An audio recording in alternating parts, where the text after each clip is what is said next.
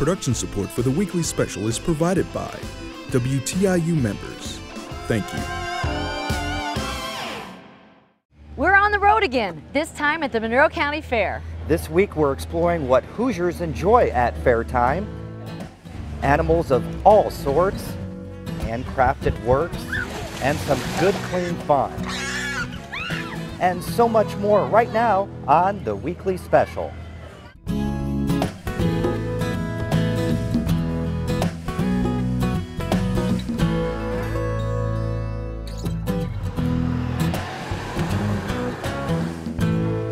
Welcome to the weekly special. I'm Joe Wren. And I'm Pam Thrash. Tonight is going to be a fun-filled show from right here at the Monroe County Fair. But first up, a look back at the history of the fair. Last year, the weekly special producer, Ann Shea, had the chance to sit down and talk with 4-H board president Dale Connard about his memories of fairs past and his hopes for fair's future. Meet the Connards of Monroe County. Dale and his grandson Clint worked throughout the summer on their farm in the western part of the county. The Connards have been a part of the Monroe County 4-H fair tradition for decades. My grandmother, Latimer, might have been the first 4-H leaders in Monroe County back in the olden days, as everybody calls it, when 4-H was beginning. And when Dale and Connie had children, it became a true family affair. We showed cattle and we showed hogs and chickens, and then they had their other projects, their crops and different things like that. So we have been involved in 4-H probably all our lives. And the Monroe County 4-H fair has changed drastically in those years. It was held on the square at one time. It was held down to Old Lincoln High School South, and then they went to Dunmeta and used Dunmeta for the livestock and had the non-animal projects in the old field house where we used to play basketball when Branch McCracken was around. In the 1950s, the fair board petitioned the county commissioners for some land, and they ended up with the 40 acres the fair now sits on near the Monroe County Airport.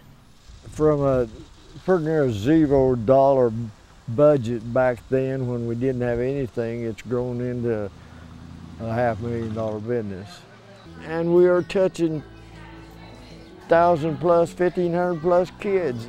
I would hope that every person who comes to the Monroe County 4-H program or any other type of 4-H program learns by doing with their hands, doing with their heart, and putting the most effort into what they do and how they do it. Life lessons that participants like the Connards appreciate. Taught me just to do my best, and if I do what I'm good at and do my best, I'll be able to succeed at it. And I owe the fair because my children and my grandchildren has received so much that I owe 4-H and the fair, we do tremendously. And if we can do anything to help them, we'll be right there. And as long as I can move, I'll be out there doing something.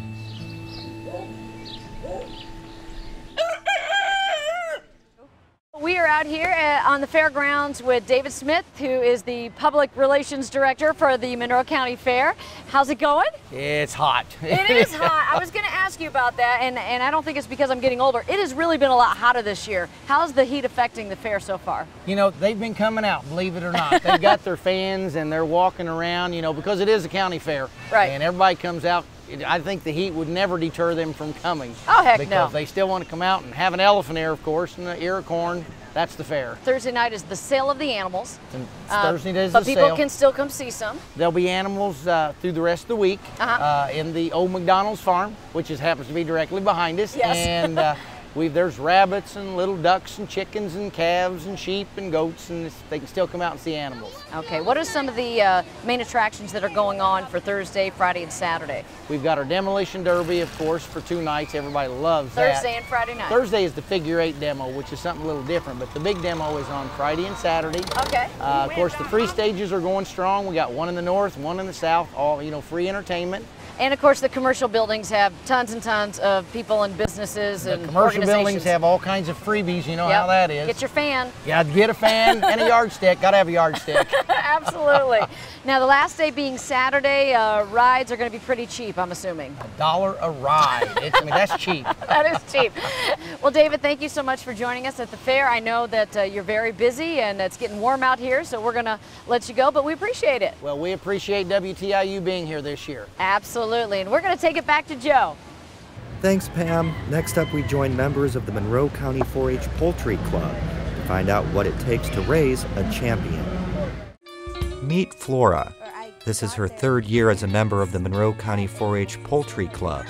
And this is Claudius II, her Bantam Millefleur Belgium bearded Duclay. I entered him in the fair last year and he did a really good job, but we hadn't even trimmed his nails or anything, which I really should have done. I feel guilty about that.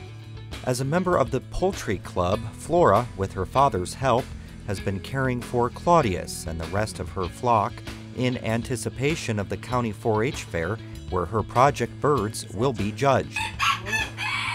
The 2 most popular chicken projects are broiler pen and exhibition. Claudius will be entered as an exhibition, competing not against other birds, but the official breed standard.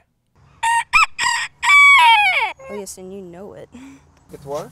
The broiler pen project is different in that it's a bird against bird competition. A winning broiler is a really fat and good-looking one. The aim is simple: get them as big as possible by fair time. We fed them a special meat bird fix, so they should be pretty fat by now.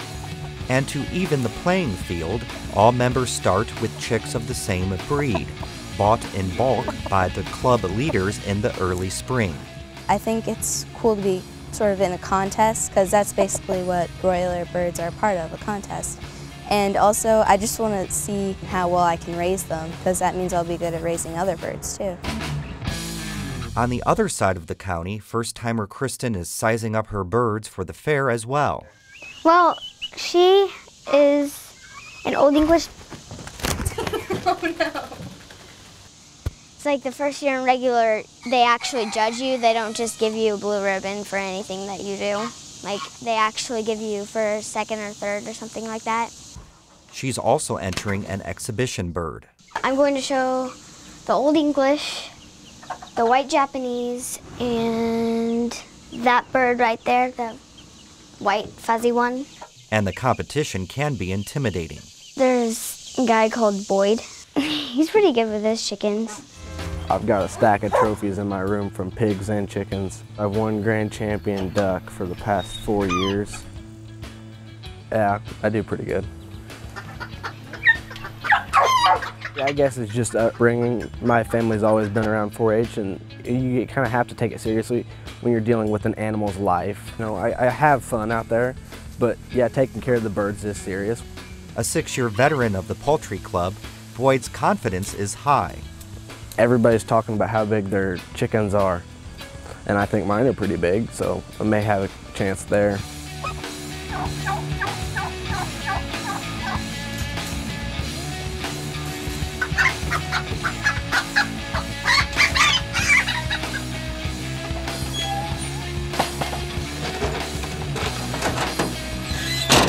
I'm just happy it's fair time again.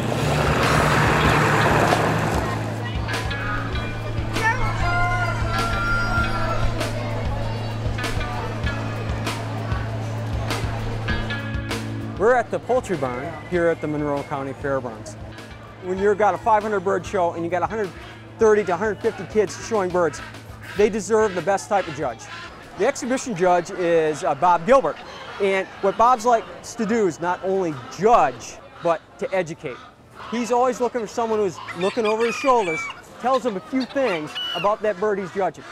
Well, this guy needs to have his wings up higher, but he's got really good earlobe color and good eye color. And that's what makes him a special judge.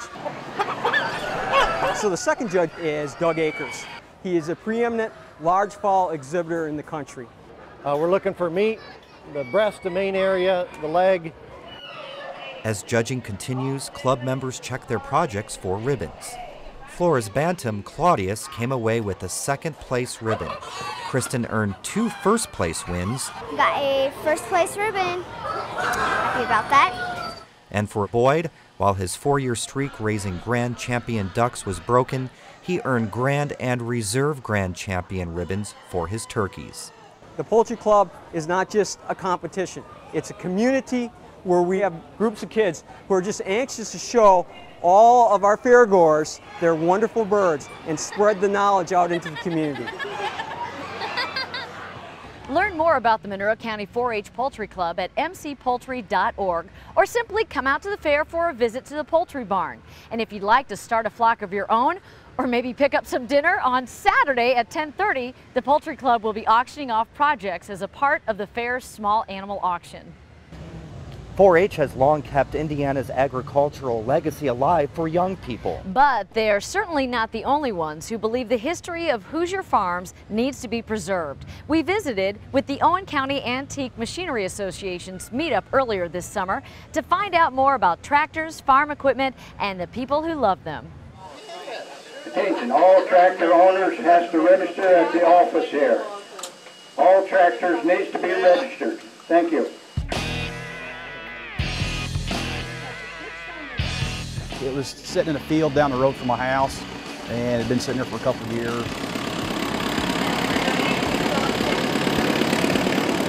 I kept bugging the guy about buying it, and he finally, I had something he wanted, and we traded. It wasn't in bad shape. It needed tires, it needed painted. It wasn't rusted, it was just kind of wore off and faded. I just like this style of tractor. It's kind of what you grew up with. I mean, if your parents or grandparents had John Deere's or Alice Chalmers, that's pretty much what you stuck with. I grew up on a dairy farm, but there wasn't any steam engines around or anything. My uncle thrashed for us, but he had a 1530 International tractor. But I've always been interested in old stuff. Our farm was bought off the government in 1832. And when I got, well, in 1964, I think, I went to Rushville, Indiana to a big steam show, and the bug bit me. That's a 1906 Russell steam engine, a traction engine. It's a steam tractor is what it is. 1906, it's, what's that, 105 years old? This asphalt we can do it that way. About tight enough? Yeah. The old guys are dying off, and there's not as many kids are coming up. They don't know what happened back then. Wasn't tight enough. There's not as many steam engines left either. It's got a big whistle on it, and we'll blow the whistle. You can hear it for 4 or 5 miles around, probably, that big one. Up on this hill you can.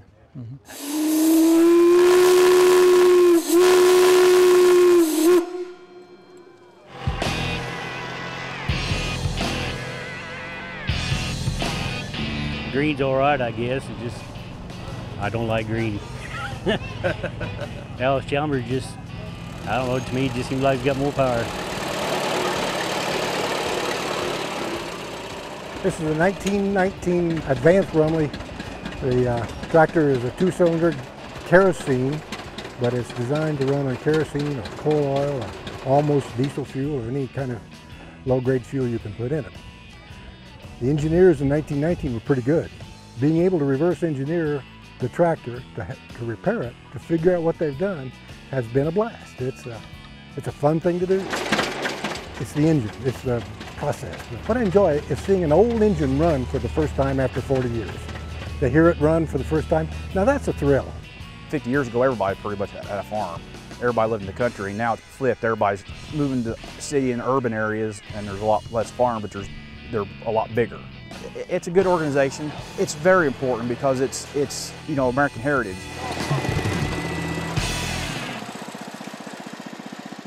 Find out more about the Owen County Antique Machinery Association and link to a farm and tractor club in your county by visiting our Facebook page, where we'll post a list of groups from across the state.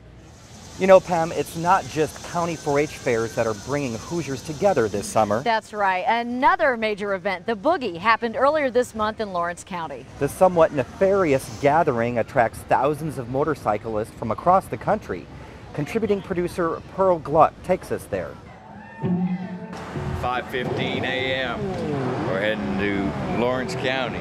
To celebrate my first 48 hours of motorcycle lessons, my friend Jim invited me to the Midwest Best Biker Fest, otherwise known as the Boogie, hosted by ABATE of Indiana. Boogie! This is the 31st year. ABATE is a motorcycle rights organization. It stands for American Bikers Aimed Towards Education. We're basically involved in anything that's got to do with the bikes. The Boogie? It's just our grand finale every year of a celebration of years of safe riding. We've been coming here since the early 80s. We're from Auburn, Indiana, waiting to get into the gate. Morning. I traveled 77 miles to get to the Boogie. What's your name and what do you do at the Boogie? I'm head of security. What are the rules? What rules? Hang on to that camera. You've never been here before? Oh my God. Woman, you're in for a treat and a half. Welcome to the Boogie. Bikers, being male or female, are all brothers and sisters. It started out just a little old biker party. Just a few old hardcore bikers up at Bean Blossom, Indiana. That's where originally party started up there. It just outgrew the place, and then ABATE of Indiana bought this property here in Lawrence County. I'm not sure what year I started, but I found a t-shirt the other day that said 1986, so. Oh, there's noise. If it's too loud, you're too old. Our charity is the Disabled Veterans Wish Foundation. It's our way of saying thank you for what you've given to us. This is my new ink. A little bruised and battered with 9/11 there, but the Eagle's still standing strong. I need your help to set up camp. Come on, young lady. Y'all have a beautiful time. Above and beyond the Boogie, I don't think I ever see you. We live in the same small town, town of what, like 4,000? Exactly. And I don't think I've ever seen this guy once, but every year we end up down here together. Let's go for a ride, come on. I'm with the Eclipse Band, which we've been together 35 years. And what I do for ABATE, I play, and then I produce a day stage. Bikers and music go together. Motorcycle or motorcycle? Well, I'm a hillbilly, so I get this motorcycle with me. We could do this every day. I have to admit, my favorite part was the field events. Field events? I love it. It's a bike rally. It's supposed to be about bikes. There were contests for single riders, contests for couples, contests on and off the bike.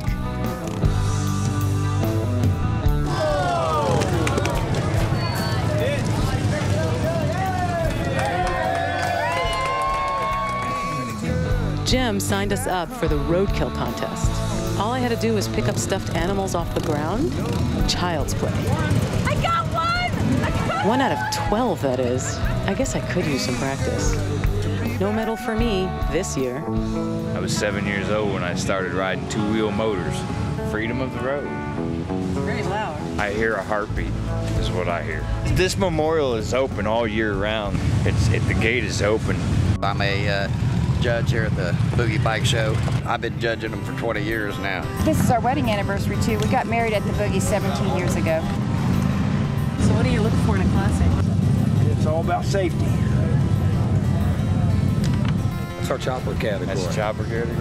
I like bikes like that myself. I wish I had the time for it. That's a passion you have to make time for. First place, Zigzag. I didn't know I would win. There were some real nice bikes here.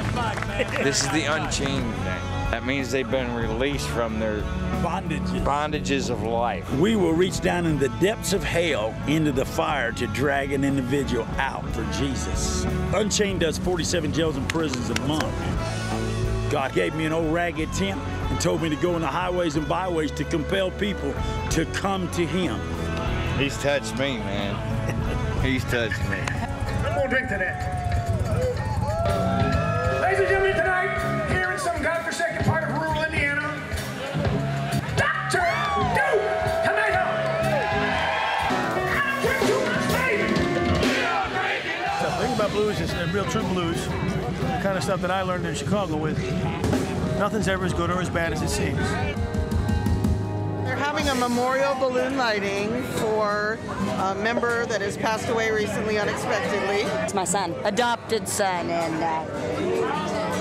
we're gonna let him go for a little bit. He's not missing it. He's not missing it. He's here.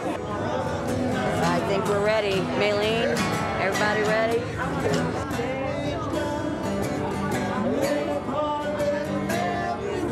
This is in memory of Joshua P. Beckner. He's family to everyone in here. All right. Party now.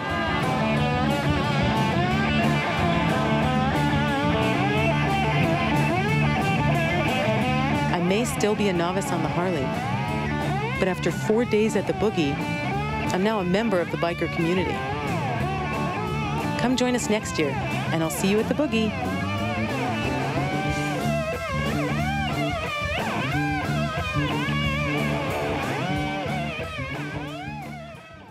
Find out more about American bikers aimed toward education and their upcoming events, including a ride from Indianapolis to French Lick with Governor Mitch Daniels at abateofindiana.org. And now to a down-and-out battle royale. It's 4 against 1 in a 12-foot wide circle of mud. Still plenty of seats up front, still plenty of seats on the north side. Welcome to the Owen County Fair.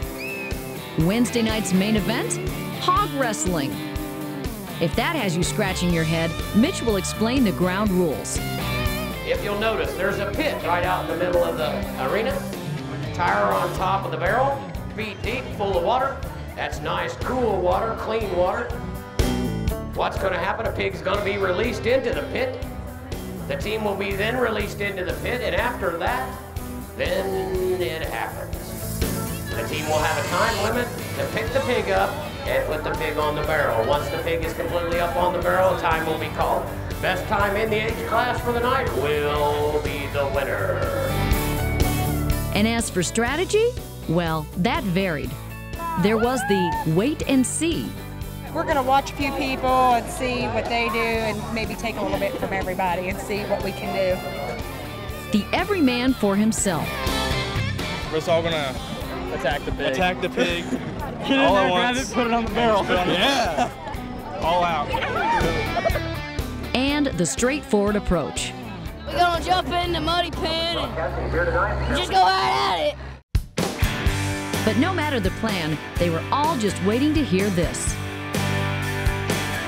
All right, ladies and gentlemen, are we ready to wrestle?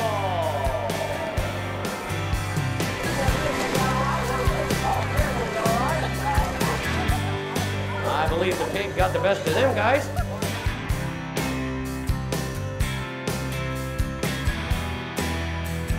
I think y'all just give up, go face first.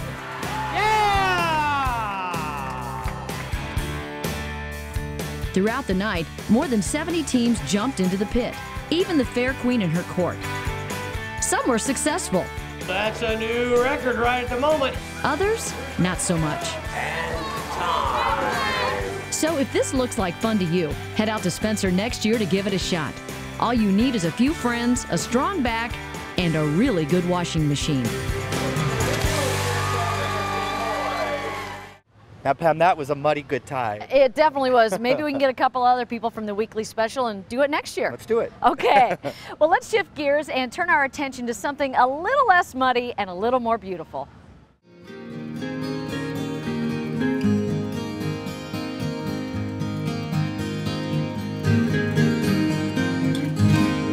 I like doing handwork a lot, even though it's slow, but you can do it on the porch or anywhere. And it makes no noise, and it just feels good.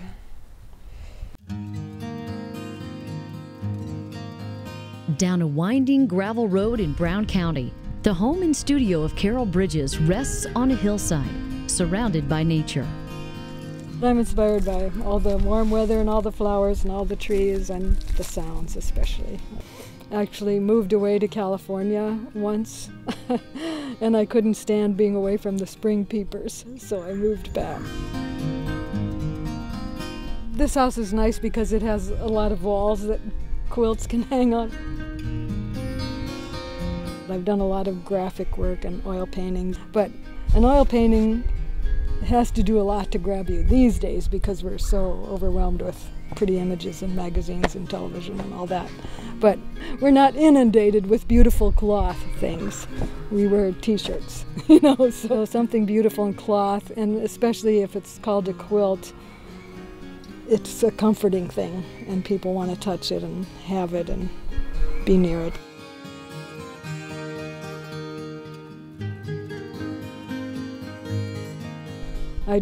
The image is complete in my head, so then it's just figuring out what colors and fabrics and how big and do I have them. And I hardly ever go shop for anything ahead of time. The quilts are always made out of whatever I have around. Of course, I have a lot around, so that's okay. And I put as much love as possible into the quilt on purpose. And I tell people, just take some time one day and sit in front of the quilt and look at it for a long time and be really quiet and absorb what's trying to come to you from the quilt. And if they do that, I'm sure they'll have a great experience.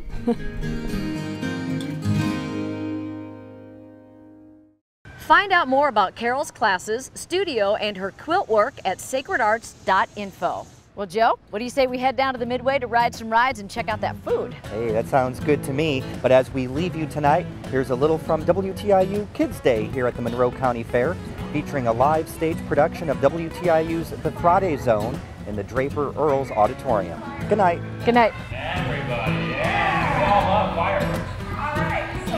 Here we go. Wow, that's pretty cool. Sweet. Since that day, no one's ever looked at me that way. If you know what I'm talking about.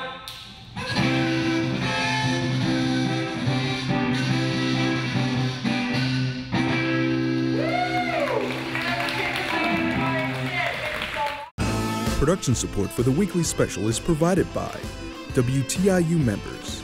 Thank you.